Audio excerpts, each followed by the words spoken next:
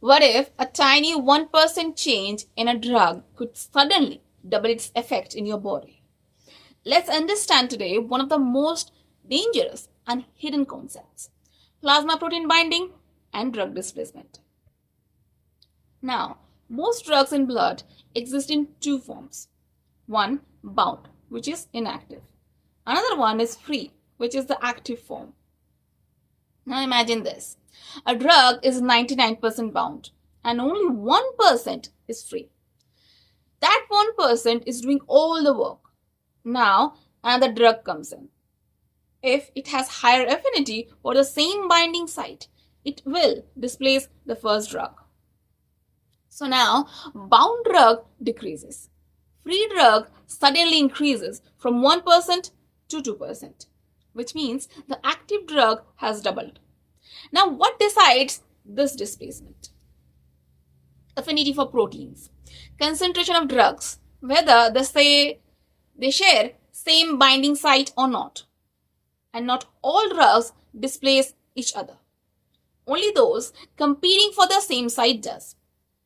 Now, let's see real clinical examples. First one, warfarin, displaced by drugs like phenylbutazone or indomethacin. More free warfarin, excess anticoagulation. Result, serious bleeding risk. Now, tolbutamide, displaced by salicylates or phenylbutazone. Increased insulin release. Result, dangerous hypoglycemia. Now, methotrexate, displaced by salicylate. Increased free methotrexate results bone marrow suppression and mucositis. Now, bilirubin in neonates. It's displaced by sulfonamides or vitamin K analogs. Free bilirubin enters the brain.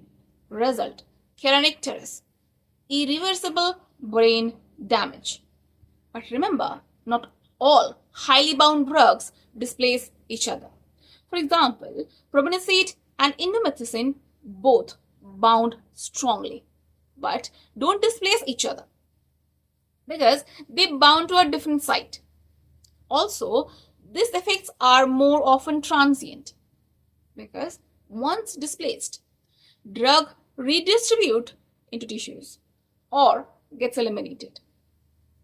But danger increases when drug is highly protein bound, has low volume of distribution, or elimination is slow. So remember, displacement is small in percentage, but massive in effect because it's the free drug that matters.